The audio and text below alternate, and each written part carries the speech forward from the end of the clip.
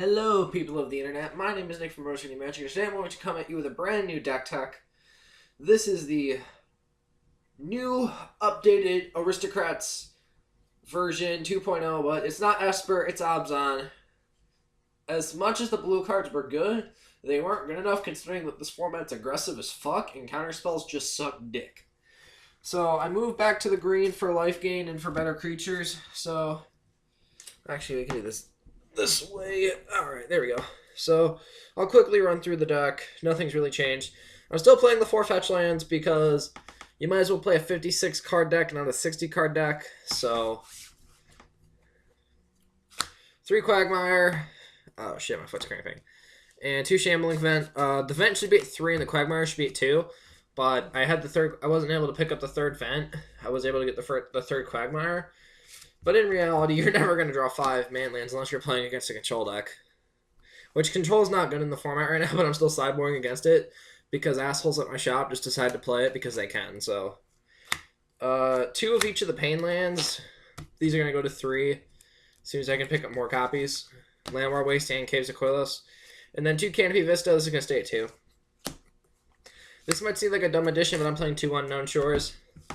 The reason I'm playing this card is because I'm playing colorless in the creature package, and I want to have access to it. And plus, if you're missing like white, or you're missing black, or you're missing green, if you need to cast spells from your hand, this can generate the mana that you need. Because essentially, if you're on 3 lands and you have this, you essentially have 2, but you have colored mana. So, then for basics, I'm playing 4 Swamps, 3 Forests, and a Plains. That does it for the lands at 24. I decided to up the land count because of the fact that I'm playing more man lands, so I want the ability to do stuff. And it lets me cast multiple spells per turn. So if my hand's a bunch of creatures, I can just start throwing them down. And Hangerback Walker gets better late in the game, so I'm playing 4 Blister Pod. This replaced Bloodsoaked Champion, but Bloodsoaked Champion's better. It's a 1/1 for 1 green. When it dies, it makes a Scion, so relevancy, I guess. 4 Hangerback Walker. You want to play this on turn 2 as often as you can. I've sat down and done the math.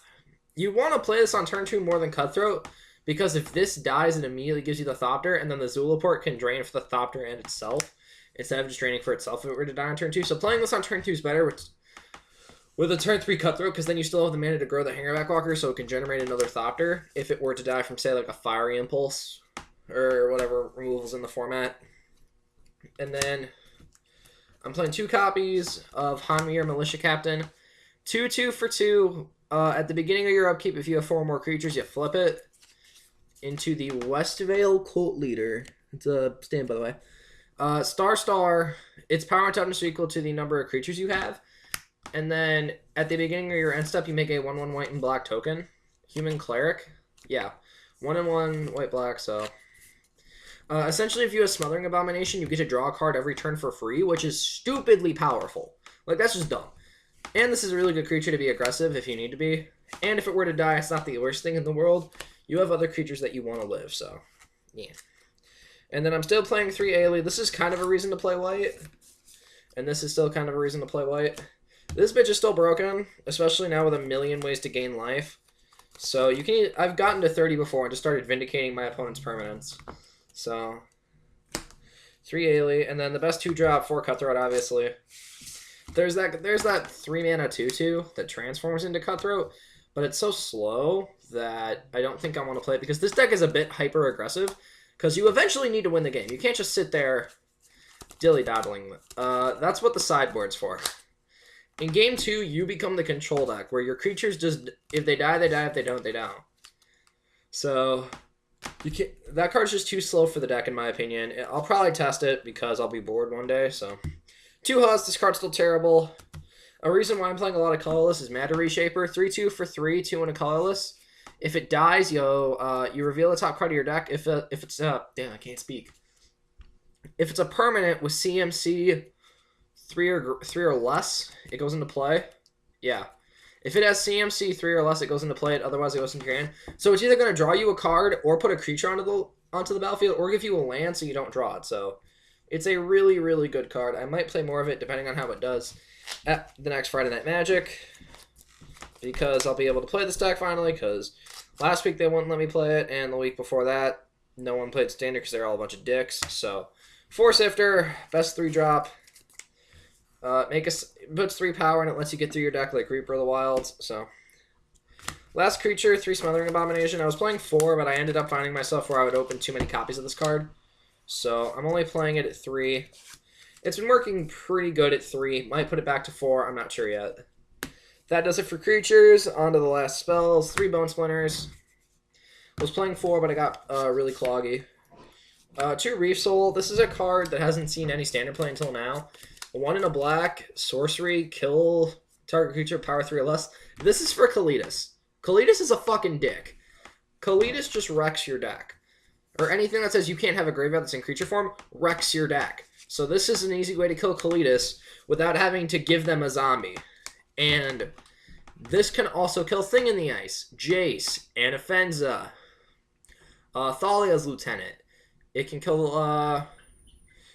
green stuff like Dustwatch Recruiter, Reflector Mage, company targets. Like, this card is really good. I think that a lot, if you're playing black, you should either main or side this card because this card is really fucking good. And then for the last removal spell, I'm playing Stasis Snare. This is really just for indestructible creatures because indestructible will run around, especially since there's that Eldrazi ramp deck.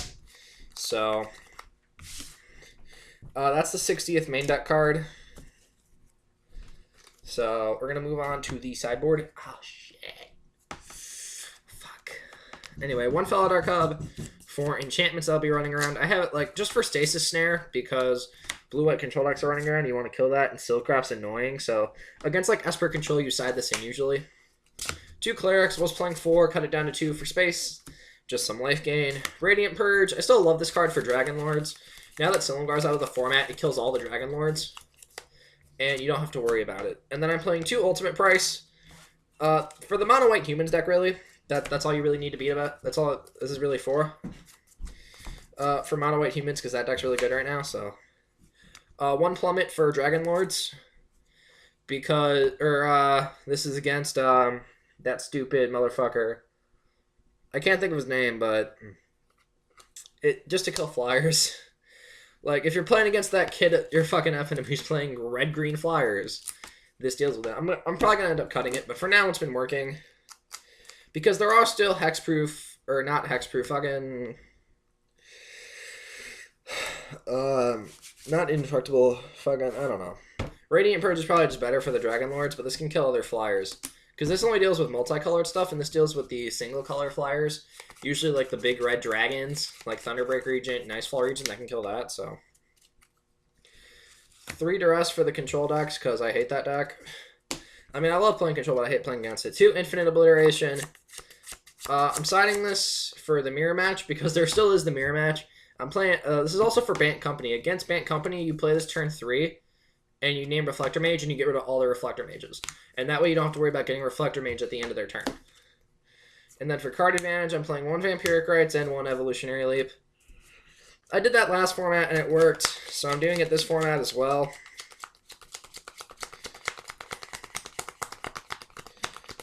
Sorry about this, guys. I need to get everything organized.